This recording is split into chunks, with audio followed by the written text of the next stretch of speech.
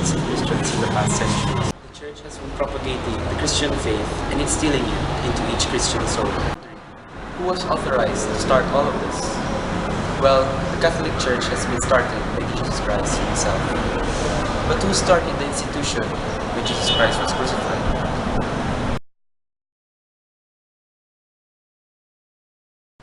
Authority is the power of an individual to another.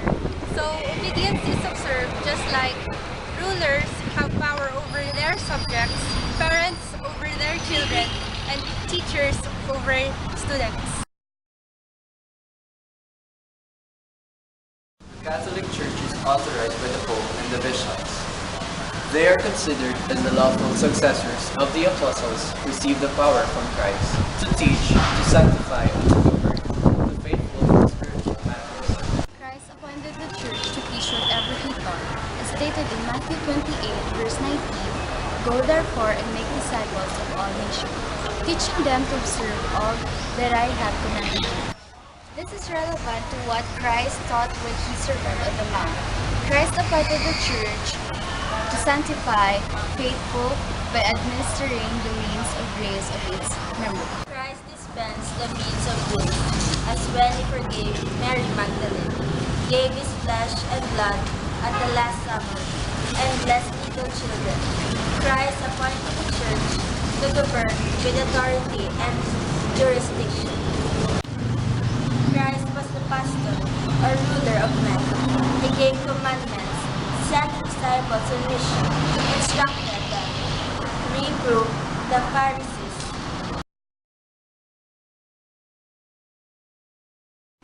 As a father who goes away on a journey leaves all his power and authority to the mother, so Christ, upon leaving the earth, gave to his church full power and authority to carry on his work. The author of the church is not restricted to matters of doctrine and belief, but to whatever is necessary for the good of the church and its members. Thus the church lays down laws concerning fasting and abstinence, keeping of Sundays and holidays, worship and administration of the sacraments. The members of the church must observe whatever laws and regulation it makes. Authority in some form is necessary for every organization. Without it, members could not be directed to their common purpose. Every society lays down rules for its members. Without authority, the church could not fulfill its divine purpose. The denomination that broke from the unity of the church denied its authority. Having no head to obey, they split and split into hundreds of churches.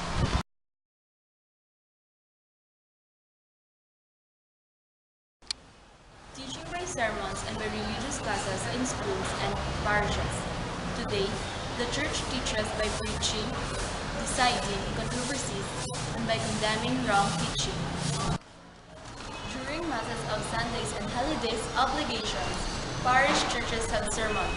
It is prescribed that all Catholic schools must have religion classes.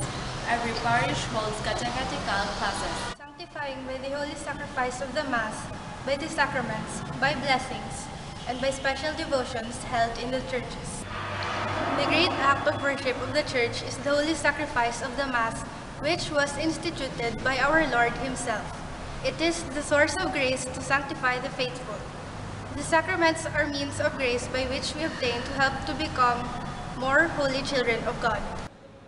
The Church has indeed been one of the greatest religious leaders in today's world.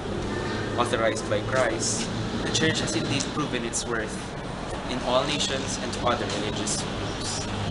But still, it is up to us if the authority of the Church would remain for another year, decade, century, or another generation.